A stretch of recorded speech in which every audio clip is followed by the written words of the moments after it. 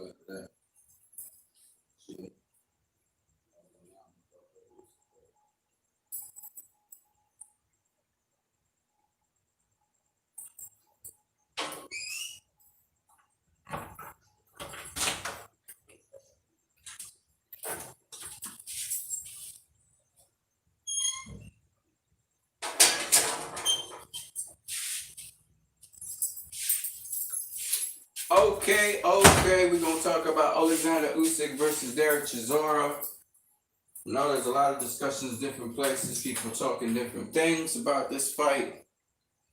We're gonna talk about it. We're gonna talk about it.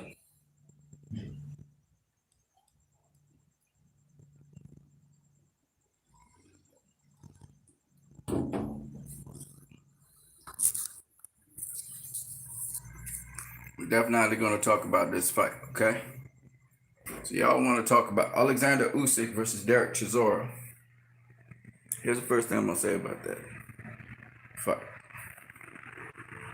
All right. Intangible Boxing said Usyk did fine, in my opinion, better than White. I got this to say. Alexander Usyk put on a masterclass, but he should have gotten Derek Chisora out of there. Derek was ready to go from round 7 to round 12. He was dangerous, but he was good to go. And I get this strange feeling that Usyk carried him for those further 5 rounds, you know. But definitely Usyk could have got him out of there. He's pretty much a dead man walking from rounds 8 all the way up to round 12. So I was a little bit disappointed in that because I was expecting Usyk to stop him. My prediction was he was going to stop him at 9. And I get the feeling if he wanted to, he could have stopped him. He was playing it extra cautious because he saw what Chisora could do. Chisora could catch you with, especially a southpaw. He saw what Chisora did to Spilka, and so I guess he decided to play it safe. But definitely, Usyk could have knocked out Chisora. He could have definitely stopped him. And I don't understand why he didn't go for the stoppage. That's the only thing I don't understand. Everything else makes sense to me. Obviously, the superior boxer was Usyk. Got Chisora to burn out, got him to tire out, right? And he just didn't put the exclamation point on it. We were looking for it, and he hurt him a couple times, but he never put the exclamation. Kind of remind me of Floyd. Floyd does things like that. So here's what it is.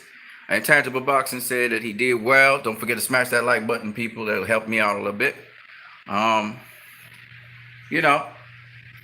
thought it was pretty much everything I said it was going to be. No surprises. E1C1 says Andy Ruiz stops Usyk. I don't think so, bro. I don't think so. Usyk's a better boxer than Anthony Joshua is. Andy Ruiz is not going to find Usyk just like that. You got to find him to hit him. I already broke down what Usyk can do very well. So if you want to know a game plan to beat Usyk, now you're talking about something. But as to say, the guys currently in the heavyweight division have a game. Let me tell you the 2 guys that are difficult for these heavyweights: Usyk and Michael Hunter. Michael Hunter and Usyk are going to be a problem for every single heavyweight in that division. Every single one. Tyson Fury, Wilder, Anthony Joshua. We're gonna talk a little bit about Wilder's comments and what he said. But Alexander Usyk, he's a problem for just about every fighter in the heavyweight division.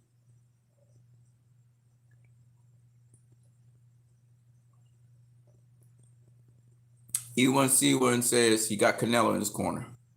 True, true, true. He's being trained by the Russos. I know. That is true. Not Russos. What they call? I can't remember. Yeah. So what do you guys think about the fight? Give me your opinions.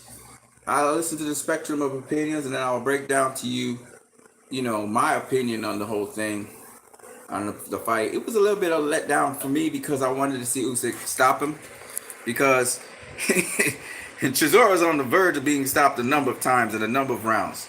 Usyk crashed him, and any Reynoso, the Reynosos. Thank you very much. E1C1.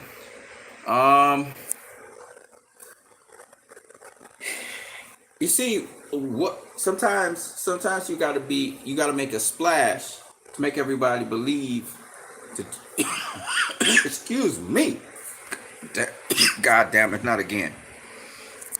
To make everybody believe that you're the dude. You know what I'm saying? That you're the dude.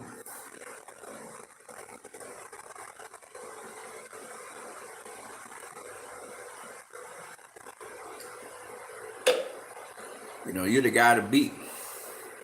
To draw in the Tyson Furies, to draw in the Anthony Joshuas, to draw in the Deontay Wilders. You got to give them a reason to say, yeah, this guy. Usyk, I don't know if he held back for a reason to make these guys, to draw these guys in and make them think, hey man, we could beat this guy. We could beat this guy. Because he can't even put away Chisora, right? That could be what he's playing, a little mind game. I don't think so. I think he played it safe so he wouldn't get knocked out by Chisora. But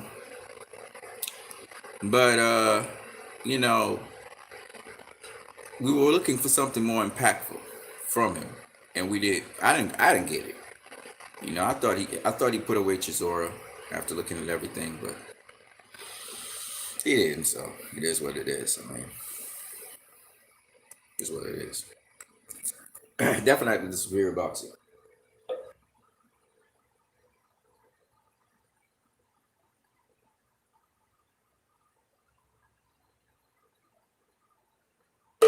So sometimes you just don't get the KO. You just don't get the KO. Sometimes you just have to play it safe. So it is what it is. But I thought he was going to win. I think most of you guys thought he was going to win anyway.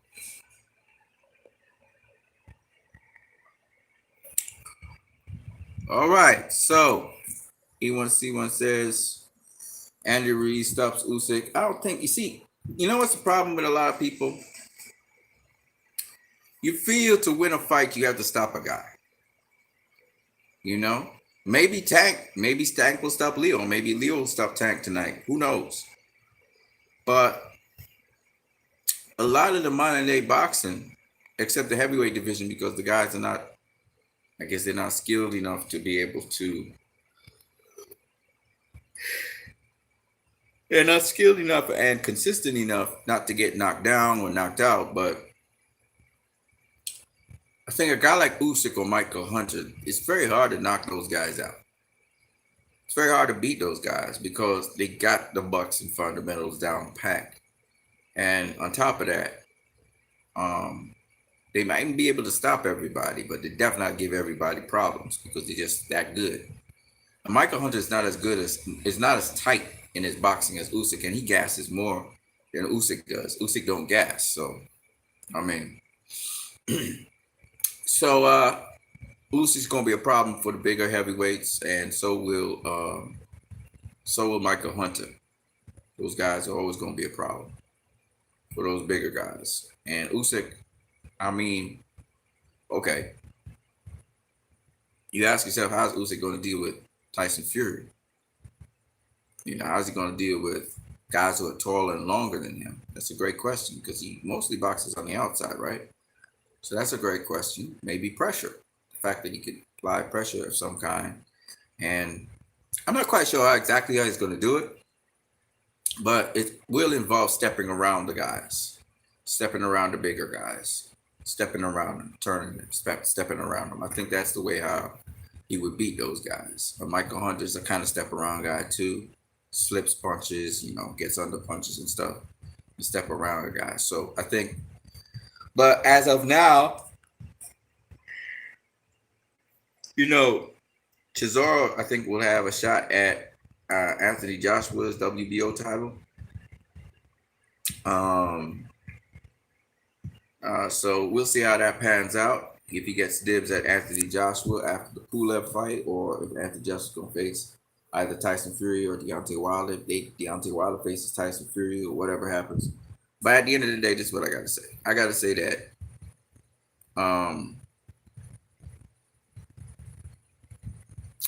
Usyk can handle himself in the heavyweight division. He's elusive enough. He's got a couple of tricks in the bag that will work in his favor, particularly against fighters or boxers who are not good, like excellent boxers. Tyson Fury is an excellent boxer, but he does depend on his size and height a lot.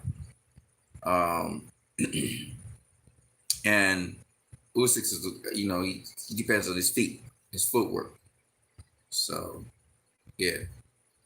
With Deontay Wilder's message to Tyson Fury, let me talk a little bit about that before I call it a night right there on this thing. Don't forget, you can smash the like button. Why you guys watching my thing and you smashing it? I never understood people not smashing the like button.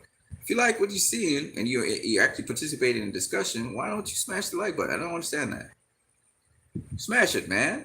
Shit. Anyway, back to what I was saying. Yeah, Deontay Wilder, he came out with a video, alleging that Tyson Fury cheated and showing video evidence to support what he's saying.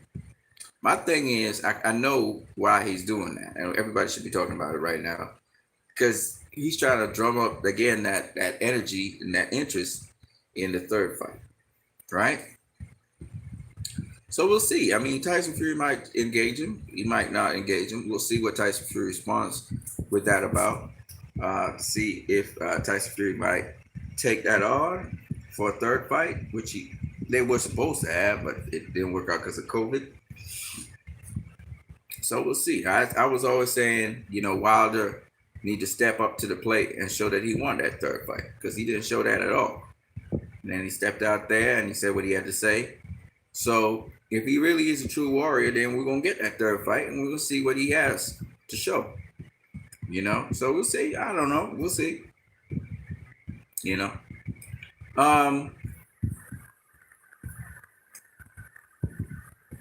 Between me and everybody out there, I don't know how the other. Oh, there was another. Savannah Marshall won her fight. I think she's won a world title as well. So congratulations to Savannah Marshall on doing that, pulling that off. I was on the undercard of Usyk versus Chisora. And let's see how our predictions continue for the rest of the night. I said the prediction for Gervonta Davis versus Leo Santa Cruz is Gervonta Davis 8-4. I cannot say if he will or won't knock out Leo Santa Cruz. I just wouldn't go with that because Leo Santa Cruz has never been stopped. And from what even Leonard Ellaby saying, Santa Cruz looked big as hell, which means he really put on size and he's got more speed. He's got more power for this fight. So we'll see how that pans out. Regis Prograis versus what's his name? Juan Heraldez. That's an interesting fight. I do not know how that fight will pan out. At first, I thought it would swing Prograis, but I'm not too sure anymore. My prediction with Tank versus Leo is Tank wins at 8-4.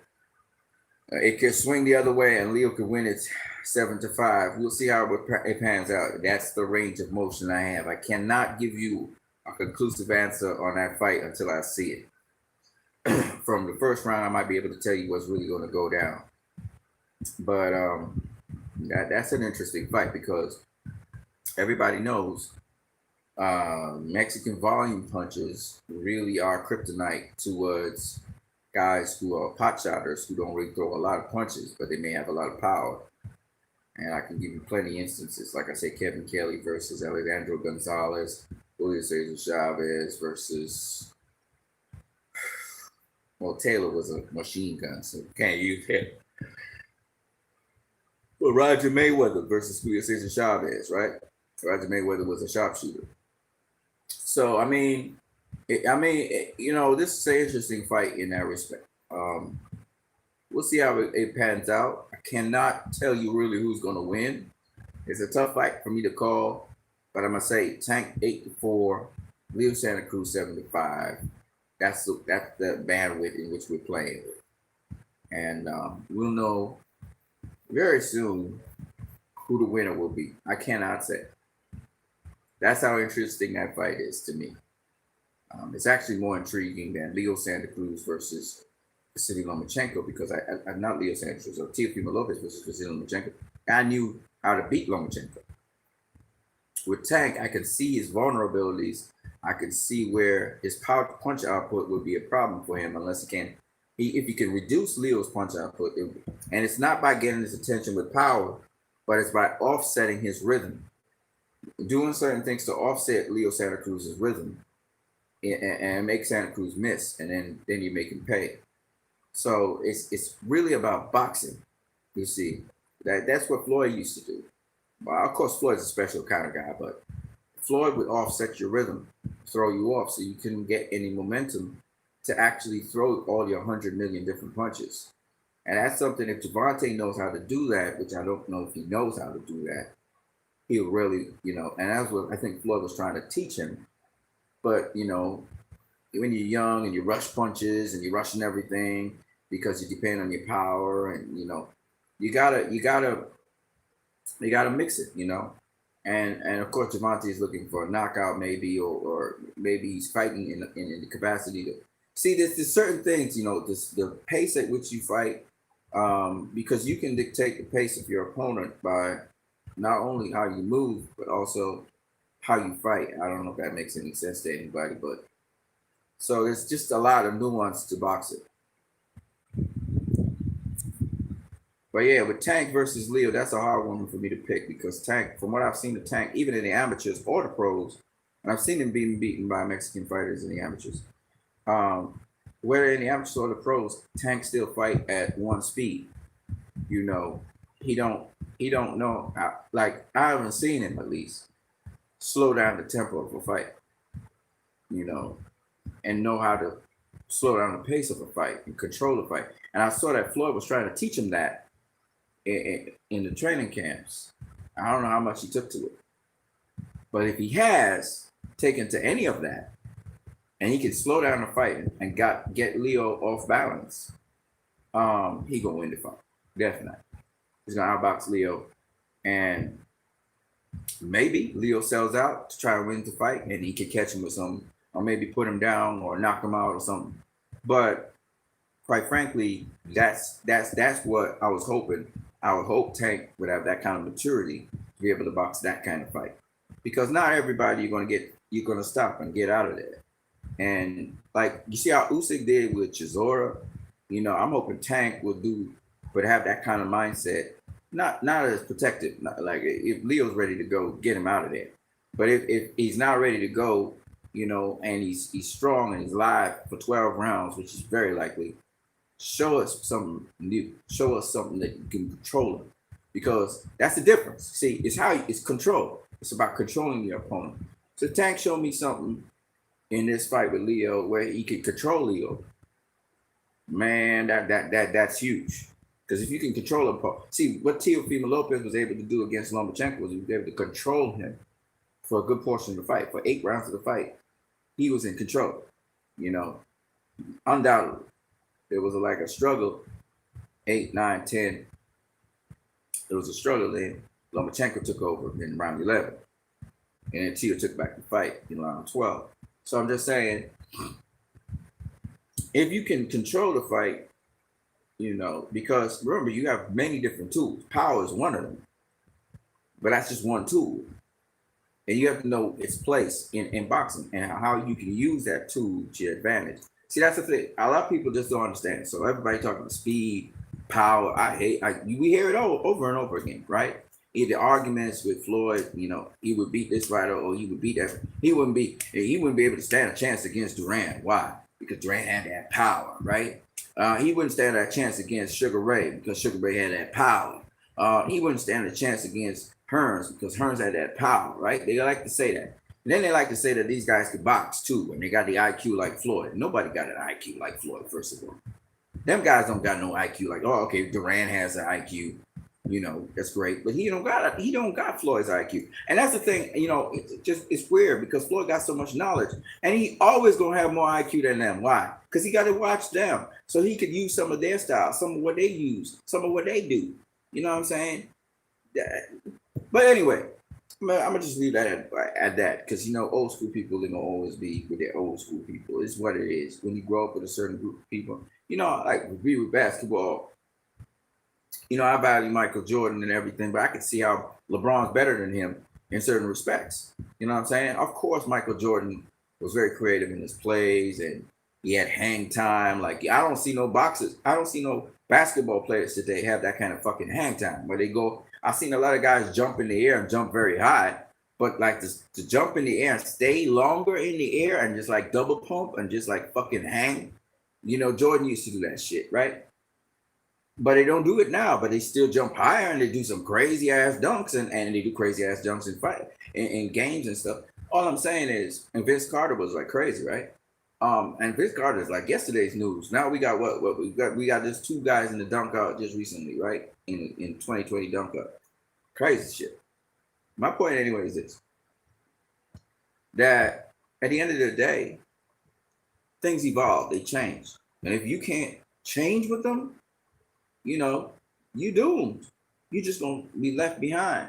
And a lot of times, especially with this new breed of fighters, I talk about Tank, Leo, Shakur, Ennis, Ortiz.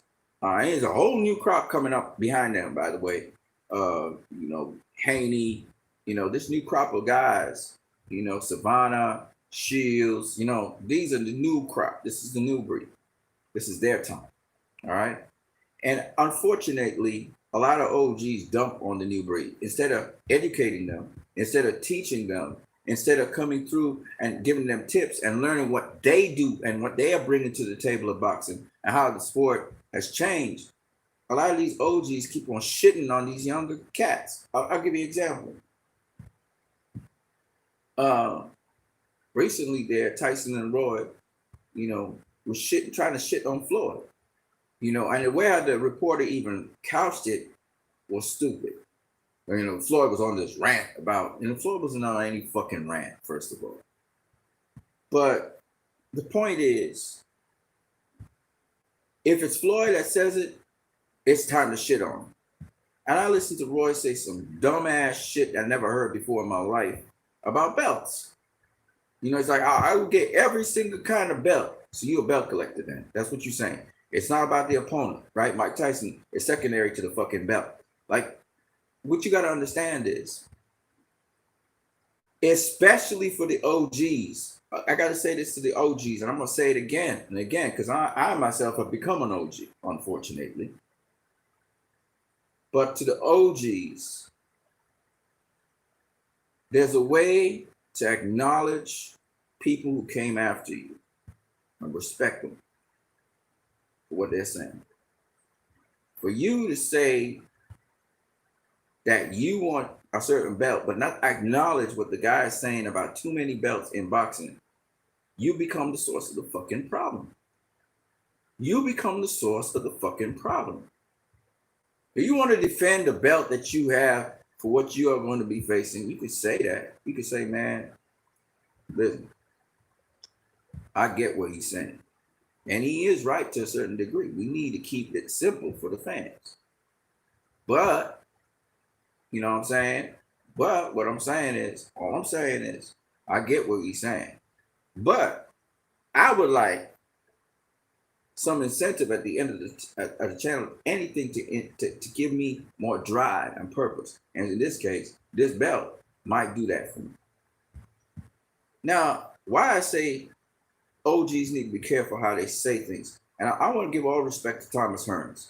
Thomas Hearns is a guy that he has bashed younger guys. I've seen him. But for the most part, Thomas Hearns don't bash the new breed. And I like that. I respect him. And I see him also there representing. Because besides times changing, there's a lot that the younger breed could bring to the table that you just never were capable of doing. You know? And I have respect for guys who they're able to say the beauty in their era and in their time and got the respect for the guys now putting it in. Right?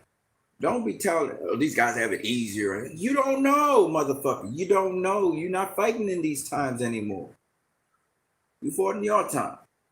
So don't say that. Don't do that to them. Don't because when you do that, what you're actually doing is that you opening the door for them to bash you. Right? Because you're the foundation. All right. And there are a lot of new breed guys doing things much better than you used to do it. Much better than you used to do it. And I can break it down technically speaking. So I always feel there needs to be love and respect for the old guys, the OGs, no doubt about it. And we have that. We have that in place. Okay? Nobody dare say something negative about them OGs, right? I get it. But what we don't have in place is the respect and appreciation for the dedication of the new breed. You know? We need to have that respect as well. Right? We're not stuck in a time warp. Boxing as a sport continues to evolve. It's an evolving sport. It's just like basketball is an evolving sport. It's not the same like when it was in Jordan's time. It wasn't the same like in Wilt Chamberlain's time. It's not the same as in, 1920s, 1930s, 1940s. It's not going to be the same. Well, it wasn't in the 1920s, 1930s, 1940s, right? It's not going to be the same, right? But hey, that's what it is, sports. Everything will evolve. So let's stop being resistant to change. Change is one thing that's inevitable. Evolution is something that's inevitable. Now let's learn to appreciate the change that happens, the time that we are in. Now let's learn to appreciate the boxers who entertain us. Like I'm sure there's going to be a lot of these motherfuckers out there who can't do what Usyk does. That they're going to be hypercritical of Usyk. Oh, this guy could beat Usyk. That guy could, just because he didn't stop Derek Chisora. The outboxing, he tired him out. All he had to do was just lay a finger on him and he would have tilted over and dropped down and not get knocked out, right? Right? That's just that's the reality of the situation. Man. Usyk did a number on him, right? But it didn't stop him. Now, I was disappointed he didn't stop him, but at the end of the day, he showed how much more superior he was. Like Derek Chisora didn't belong in the ring with him. That's why I was hoping he just knocked him out and end the story. But Chisora didn't belong in the ring with Usyk. We all know this. We saw it. It's just, everybody was thinking the size of Usyk and all of Chisora and all that. That's bullshit. I called it. Now, I thought he would have knocked him out, but he didn't knock him out. Okay, fine. So, he did everything but knock him out, right? And that's okay. It's okay. All right? For me, it's not a big deal. For a lot of other people, it's a big deal. Not for me. It does not mean that's equivalent to one of those top premier heavyweights knocking out Usyk. That's not what it means at all. Right? A lot of people get confused.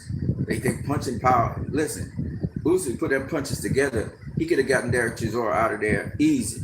Easy. Now, for whatever reason, he didn't do it. I don't understand it, but whatever. He maybe was just taking. He said, "You know what? I'm gonna be cautious on this one. I don't want to get caught with something." Okay, fair enough. All right, fair enough. That don't make him, that don't make him substandard. That don't mean that he gonna get washed by some heavyweight out there. That is not what it means. All right. Um, it just means he has not made a statement. He outboxed, Usyk, but he did not stop him. So that's a kind of it's tough, because how you market that, and that's the thing with Michael Hunter. Michael Hunter can outbox you, like you saw what he tried to do with Povetkin. He outboxed him. He still got a draw. Why? Because he didn't stop Povetkin. He didn't get him out of there, right? And that's the problem with Michael Hunter. And Usyk's gonna have that same problem at the heavyweight division. He's gonna do everything except for probably stop the guy. If you think about it, Chaz Witherspoon, what happened? He quit on his stool, right? He quit in the corner, right? Kind of like Nomachenko kind of situation. You're getting punished, and how long can you go before you get tired out? And Chisora, he got tired out, but he made it to the finish line. But he was good to go, right? Now, it's not the most exciting for heavyweight division because most people think somebody gonna get knocked out, right? That's what they think with heavyweights. But sometimes it just goes the distance, and with Usyk and with Michael Hunter, it's gonna more than likely go the distance because they're gonna play it safe. So I think a lot of you guys are like, man, that ain't made for TV. I heard Ness saying that this ain't made for TV and stuff. And listen, man. Sparta boxing. Now, Usyk is a great boxer, and y'all just gonna have to face up to the reality that sometimes you're just not going in the heavyweight division. Even some guys just not gonna get knocked out because Usyk's a small dude. He's not Evander Holyfield. He's not gonna go toe to toe with you. And if he get you out of there, he'll get you out of there. He'll try, but he gonna take unnecessary risks. You know what I'm saying? So it is what it is. Right? It is what it is. And y'all just gonna have to accept that as a reality. Right? Until Usyk builds up enough power, or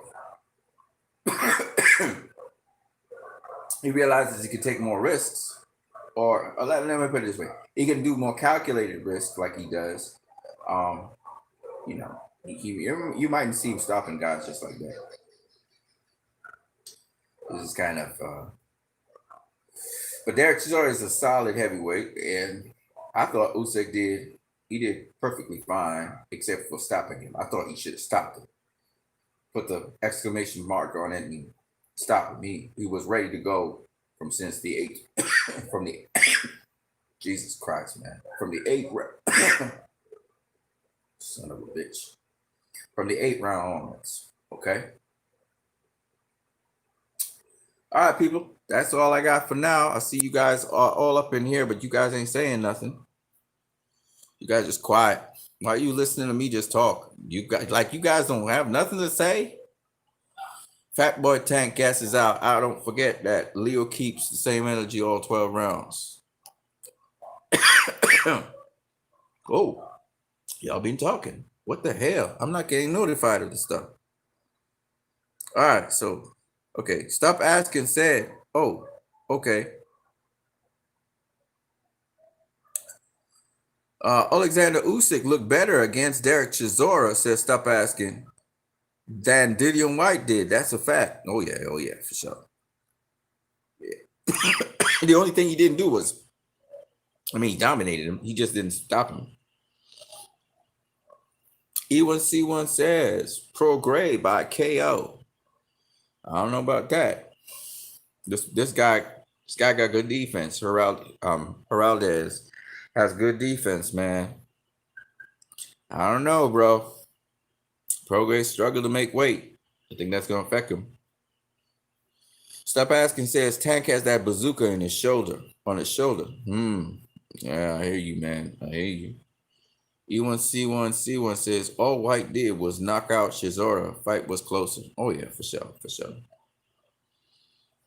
And Chisora came in shape. He came ready. That's why he made it all 12.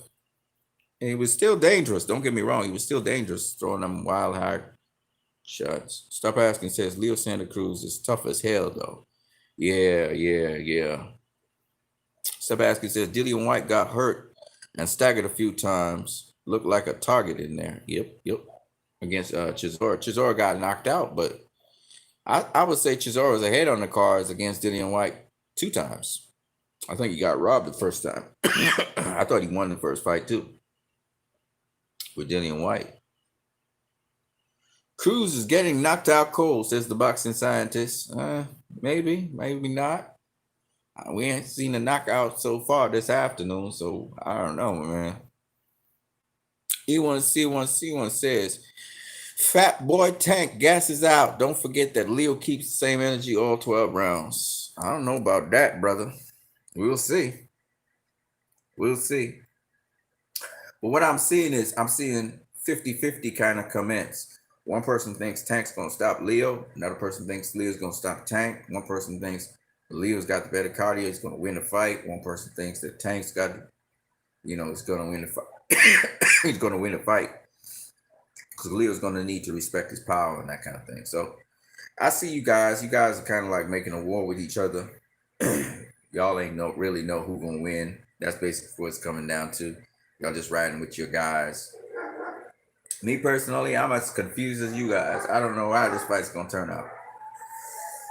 I've been thinking about it now, and it's really confusing the daylights out of me. It looks like a very competitive fight. So I can't really say.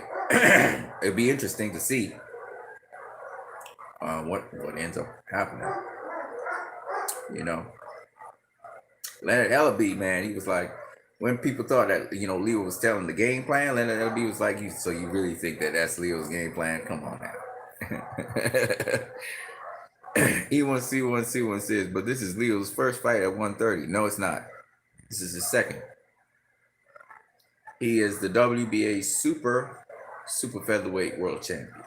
He won it against I forgot what the kid's name is. This is his second fight at 130, and he looks fantastic. And Tank's definitely in shape. Tank's ready to go. I like I said, I made an apology about Tank making weight.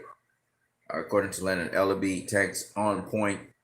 Tank's really, this is probably the best Tank we're gonna see. So it's gonna be a hell of a fight.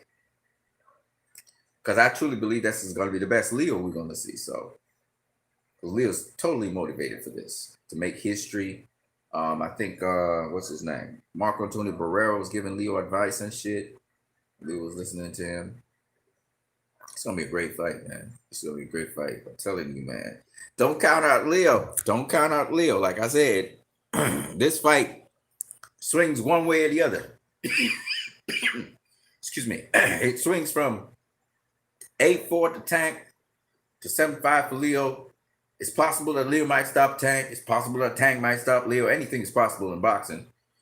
But I think the more likely result is either 8-4 to Tank or 7-5 to Leo.